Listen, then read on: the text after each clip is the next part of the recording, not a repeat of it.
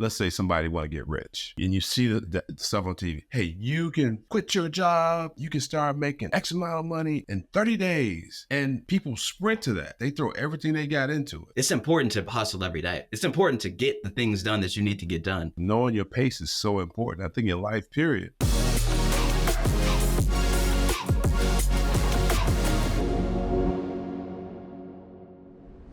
What is up, everybody? Welcome to another episode of the Today for Tomorrow podcast. We are so happy that you are here with us this afternoon. Hey, look, we've got so just a quick context of this subject today. I threw something. We have a little group chat where we throw topics in there. Now, I threw a message in the chat talking about the marathon. I know you guys some of you, there was a rapper. What's the rapper's name who recently died? Who he had this store, he had this brand, and he Nipsey always Hussle. called it Nipsey Hussle. Yeah, Nipsey Hussle. Marathon. I couldn't remember his name, but I know he always talked about the marathon. I know, and I didn't really listen to his music, so I don't know his full explanation of it, but I do remember him saying this. But like, I was thinking about it the other day because like I was having a conversation with my assistant. She was kind of, so like I have this whole calendar thing. Well, I set my calendar up, but I also kind of log what I do throughout the day just to kind of track productivity, track distractions, track like what was the main thing today. And so I keep track of that to make sure that each week, well, as Mike would say, you got to win the day. I make sure that I actually won the day. And then throughout the week, I make sure that I won the week and didn't let other things or busy stuff get into it. And so she kind of noticed that, but what she pointed out specifically wasn't all of the stuff that was being done, but she pointed out the things, the rest time that I actually included inside of my schedule, inside of my day-to-day or inside of the week. And like I personally on Saturday, I shut down. I shut everything down. Like I'm not, if you got a question for me about business, I might answer it on Sunday. I'm not engaged in any of that on this specific day because I just kind of unplug to fully recharge. And she pointed that out. And the way that I was kind of explaining it to her was like, I think of it more as, and I can't take credit. She actually said it after I explained my thought process behind it. But the way that I was kind of thinking of it is like, well, there's some people who go full on. They try to work 7 days of the week. They try to work 14 hours a day, every single day. And they try to do that because they are aggressively trying to get to whatever the goal is that they have. And over time, whether it be in a month, 2 month, 3 month, 4 month, some people might make it 6 months that's at the very most. But you're going to get to a point where you hit a wall. You hit a wall mentally, and it affects your body as well. And so that wall, that's when you hit burnout. And when you reach burnout, then your body's going to rebel on you and shut down. You're not going to have an option anymore. And you will literally, you're going to start to disconnect from reality. You're going to have to probably go to a counselor. All this kind of stuff can happen to you if you reach that point. And so I'm like, I understand that is a possibility. So what I do is I make sure that I recharge so that I can be at this thing for a lifetime instead of for a season. Because I know that the goals that I have are so big, I can't just do it in the next 6 months. I can't just achieve everything in the next year, 2 years. I have to be in this for the long haul. And then she said, her response to it was like, it's kind of like a marathon. And I was like, oh man, that's it. That's it. And so that's kind of what we wanted to talk about today. Fellas? There are those times where you feel like if I sprint, if I run as hard as I can make this happen quick. You know what I mean?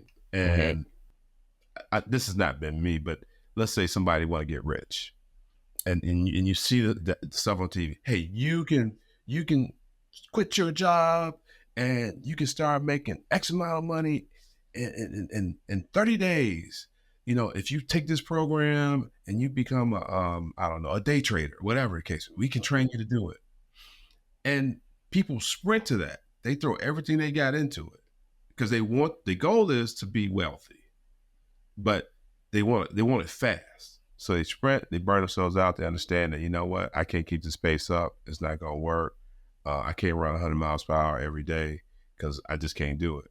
Versus the marathon, whereas you methodically figure out what you need to do, build a foundation, because, you know, money makes money.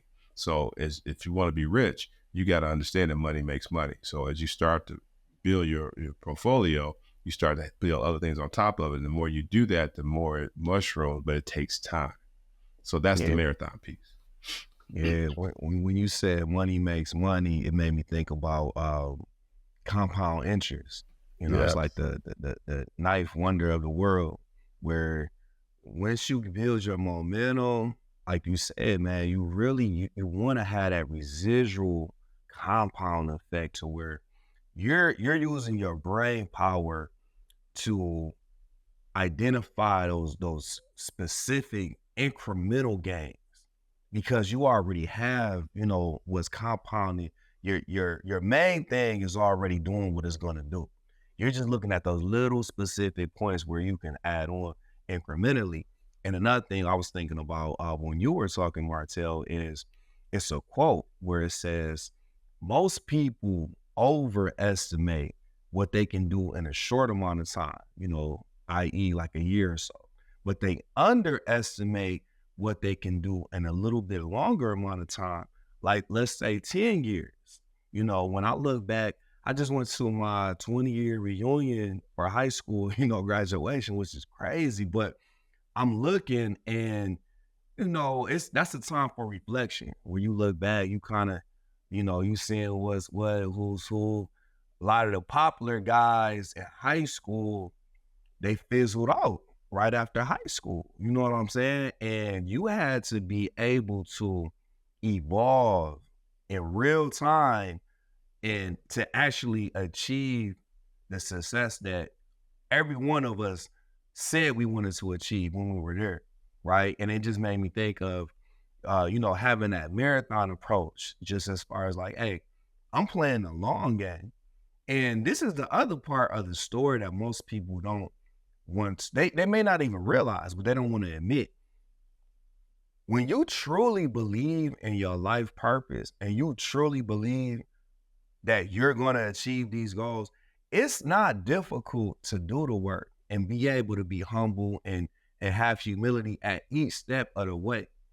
It's only when you think you're almost faking out the universe, or, you know, you getting one up on God. Hey, I don't know why I'm here, but I'm here. So I'm gonna, that's when they try to, you know, in my opinion, that's when people try to sprint and they try to get everything they can get, because they may not get here again. You know, they like, I'm not even supposed to be here for real. You know, everybody else may have thought, because that's a lot of people, man. It's not real thorough confidence. It's surface. You know, they can talk that talk. They've learned how to walk that walk, or appear to be walking that walk. But when it comes to them having those quiet moments alone, they don't believe in themselves. You know, you can feel it. I never thought about it like that, but you're right. People who are in a place and they reaping the benefits of something they really didn't maybe put the sweat and tears into or don't even understand, they are going to sprint and try to do everything they can to get it right now. You see it. I mean, sports is a good example. Like athletes know they got a shelf life. They know they got so many years at making that amount of money doing that job, whatever it may be, whatever sport it may be. So if they thinking of it as a sprint, they might be, hey, I'm gonna get everything I can right now. But you got to think past that. You know, you got to think more like a marathon. And sadly, you see people who get money real quickly, they don't hold on to it because they haven't figured out it's a marathon. You know what I mean? If you're able to gain a bunch of money, whether it be because you knew what you were doing or you didn't, I think what becomes the most important after that is being able to keep it. And it's like, there's so many principles in the Bible about like how to actually gain and keep. And it's like, if you forget about the keeping part, then you're just you kind of get onto a wheel of sorts. You come on enhance and be like, okay, now I've got it. I lost it. I got it. I lost it. I don't know if I'm going to get it again. And then you hit this rock bottom where you're just depressed because you can't do the things that you used to do. Yeah. You can't live the life that you used to live. And it's like all out of reach because it's like, I had it, but now I don't, and I don't know how to get it back. And then that's depression. But there's a quote, Gary V. He said it, and it's stuck with me ever since. He says, micro speed and macro patience. Micro speed and macro patience. And I think that's a perfect little phrase, a very, very tweetable, that describes exactly what we're talking about. Because in the macro, for example, Gary V wants to buy the Jets. But what I think people kind of, when you say this is a marathon, what people kind of think or automatically go to is like, oh, well, shoot, I can just walk and I'm going to eventually get there. But it's like, no. The person who's actually in that marathon, they're running as hard as they can to keep going for as long as they can. So it's not like they're walking. It's not like they've just stopped and they're just waiting for the finish line to come to them. They're actually moving, and they're actually moving as hard as they can, but they know that there's a certain pace that they have to go at to stay in the race. Yeah. And so in the micro, each step we're talking about, they're actually pushing hard. But in the macro, they know that they're going at a certain speed so that they can get to the finish line. So when I think about that, it's like, it doesn't mean like today, I'm just going to take the today off and tomorrow I'm going to take tomorrow off. And the next day I'm going to do some stuff, but then I'm going to chill out, you know what I mean? And then like the next day, I'm going to really get into it that day. No, it's like every day I'm going to make it count. Every day, I'm going to make it count today. I'm going to make it count tomorrow. I'm going to make it count the next day. And a part of me making the day count is also making my rest day count so that I can be charged enough to go just as hard the next week. Yeah. Micro speed, macro patience. It's important to hustle every day. It's important to get the things done that you need to get done. But if you're doing it at the risk of burning out, and not being able to stay in this a year from now, 2 years from now, 3 years from now, you're at the risk of losing everything. If, one day you just kind of fall off or the next day you don't have enough energy to wake up in the morning and you're kind of disconnected from reality. And so you've lost it all because you don't even have the motivation to keep going. You messed up. When I was like right after college, I had some of my friends that were still playing football, whatever. One of my best friends was in the NFL, and we used to go to Vegas like a lot. Like we used to just hang out, just catch up, when it was off season. And so I got introduced to Nipsey in like 2013. And what I loved about his story was he really like what everybody came to see at the end, it was kind of like a tragic ending. And it was like he was starting to get a name. But he's been out since 2008. You know what I'm saying? And he really championed, entrepreneurship, being independent. His father's from Africa. He was Eritrean. And so he really like championed the spirit of, it was really like the Black Panther story. You have roots in the homeland, Africa, but you're living in America. In his case, it was LA. Heavy gang culture. You get influenced by what you see every day. Now you're rooted in, I have principles of being a solid person, but at the same time, I have to live in my reality. And the reason why I wanted to just kind of connect the dots is just because each one of us represent our own story. We don't know who, how, what we're going to impact, but we have to have that, like what you were saying, Martell, that micro focus day to day, because whether it's 10 people, it's 2 kids, it's 20,000 people, that's not for us to determine. And if we keep our sights aligned, it's like almost like when the horses are running the races, they have those blinders on, because you can't get too distracted with what everybody else is doing. what the scoreboard is saying that you're doing. You have to have those long-term goals and stay focused on the micro level. Ultimately, what ends up being the macro or the larger picture is comprised of a bunch of little things. I love those art pictures where if you look like very close to it, it's like a bunch of little dots. And you're like, man, how? And then you take a step back and you see this huge like image that came mosaic. together. Was that Mosaic? You know, and it's kind of, to me, it's like that's a perfect illustration for how, you know, who we are in this world. We represent specks, little dots. Now, we're important to our families, our close friends, but we like a drop in the bucket in the broad scheme of things. But that doesn't take away from our gifts, our purpose, and what we're supposed to be doing at each leg of the race. You know, I'm not no marathon runner, but I used to do like the race for the cure, the 5K, 3.2 miles. And, you know, and I'm not being a runner. It's a long race. Well, for me, it was. So, and the key was, in the first year I did it, the person told me, said, look, do not break out and follow other people. He said, know your pace. Stay true to your pace. He said, the worst thing you can do is go out and see everybody else running a faster pace and try to keep up with them. And I think that's when Martell was talking about the marathon, and like every micro step, you know, you putting your all into it, but it's knowing your pace. And I think that's just key. Because when he said it, I'm like, wow, you know, you got to go at the pace you got to go at, and you got to go at it hard, meaning that you got to be true to your pace. You can't, if you run 8-minute miles, then don't slow up and start running 9 and 10-minute miles. Run your 8-minute mile. You know, stay true to your 8-minute mile. Try to improve on it, but don't be trying to run no 5-minute mile, because you're not even get through that first mile good. You know, so knowing your pace is so important, I think, with this whole thing. And I think in life, period, if you know what pace you need to run something at. Mike, you know what pace you need to kind of do a rehab. Martell, you know your pace when you're working on a project or you're doing something.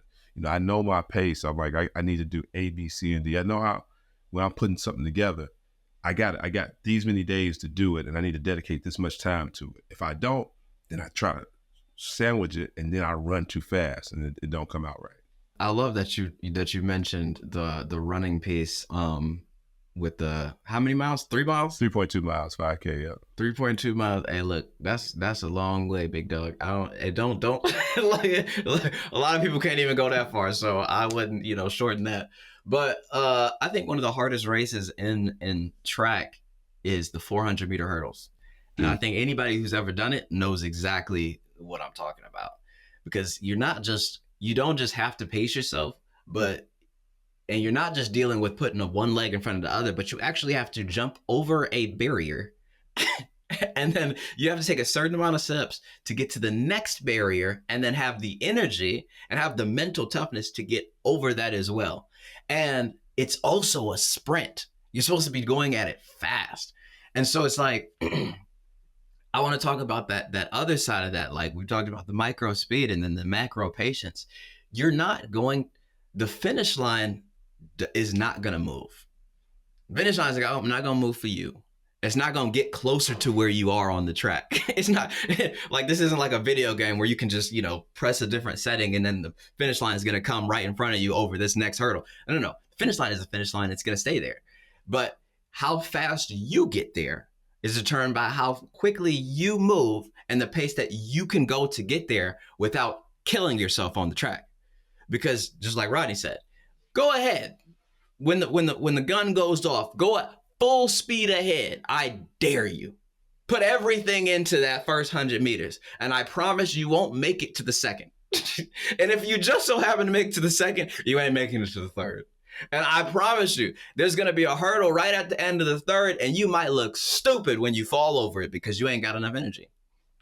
Understanding what your pace is like we've talked about many times before, is being able to get rid of every other distraction. Get rid of what they're doing in the next lane, what they're doing on the other side of the track, or this dude who just won like 5 championships and he's like 3 hurdles ahead of you. Like, it's just understanding what your pace is, because you know there's going to be 4 steps between this hurdle and that hurdle. You know it's going to be maybe 5 on that one because your stride's a little bit different than from other people. But because you know that from the practice, because you've calculated this thing, because you know what your pace actually is, you're accounting for that. You're taking your breaths. You're being very conscious of what you're doing for every step of the race. Am I breathing in after this hurdle? Am I exhaling in between? And then am I inhaling again before I plant my foot and go over to the next one? Because I know that at this pace, with this strategy, I can make it to the finish line approximately within this time. And if I push a little bit harder at the end, I can get there a little bit faster. I've seen this play out like literally in real life. Now, I've never forgotten it. And it was, we were coming back to football training camp one year. And, you know, you have certain tests that they want to basically see if you in shape or not. And all summer, that was our work. Our work plan was to make sure we came back in shape enough to pass these tests. And I'll never forget, man, it was a guy from California. He had transferred in, and we were running our mile. We had to get it under a certain, you know, I can't remember, it was 6 or 7 minutes or whatever. And the dude just flew out of the gates. I'm talking like sprinting. And I was like, I remember like thinking like, man, this dude is flying. And I was like, whoa. But I'm like, I gotta go at my own pace. Like, you can't, you know what I'm saying? And this dude ended up hitting it. He didn't even finish the race. He ended up passing out. It was a hot day. It was early. Yeah, it was crazy. I'll never forget it. I was like, we literally running by him. He on the ground, passed out. They had to like pull him off the track and give him. And so that, to me, that was just like a real illustration of watching someone crash. And I've seen that same thing many times in my industry, real estate. I seen, you know, like a big thing. A lot of people like to talk about. They always ask me, you in real estate? They'll first say, are you an agent or are you a flipper? Because those are the most common. I'm like, I'm neither. You know what I'm saying?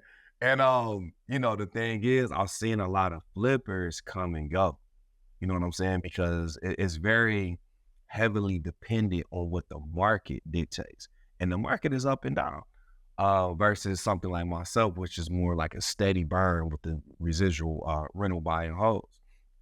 But I think going back to that conversation of pace, this is why it's so important to have an extremely solid peer group surrounding yourself.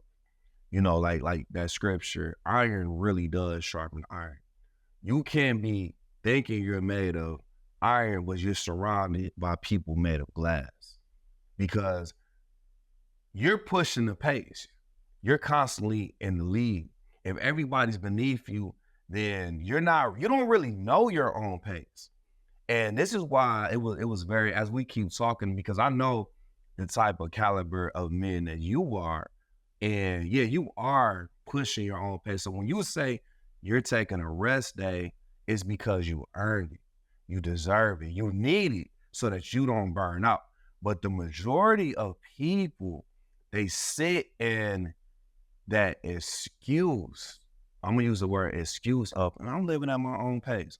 I'm going at my own speed, what's comfortable. Because the thing is, we're not saying live at your own pace, meaning be comfortable as possible at all times. To be clear, that's not what we're saying. We're saying you have to first establish a pace that's going to stretch you, that's going to constantly push you, so that you earn a rest day. Rest day should be earned, just not just given freely. You can't have 5, 6 days of rest. That earn the rest day is key, in because all that running, all that pace you've been hitting, doing requires a rest day. It's not the other way around, that you got to have a rest day in order to do that. You know what I mean? You pretty much got to, you know, do the work and be like, okay, I pause, regroup, get my mind cleared up, and then we'll get back in the race again. It's a body break. Oh, I call it. Well, physically it's a body break, but it's really a mental break for you. What's going to come up throughout that time where you're actually supposed to be on point is every kind of distraction. You're going to have all kinds of different reasons why you should not keep moving.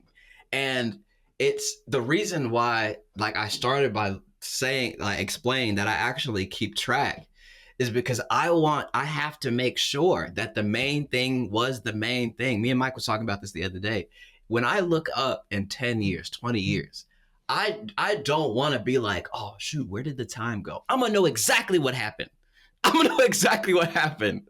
Like, seriously, because I'm calculated. I'm making sure that the main thing is the main thing. I'm making sure that I'm winning the day because I can't. It's just like, you know, some people, when it comes to money, like they just think a good strategy is to not look at it. Like if you just don't look at it, if you just don't pay too much attention to it, it'll just be all right. You know what I mean? If I look at it, it'll go down. I'll lose money. It's like, that's not a strategy, bro. It's like you got paid on last Friday and 2 weeks later, you have no money. You're broke now. You have zero cash and you have no idea where it went. Why? You never was keeping track of it. Nah. You spent $50 on chips. You went to the movies 5 times. You did this, that, this, and that.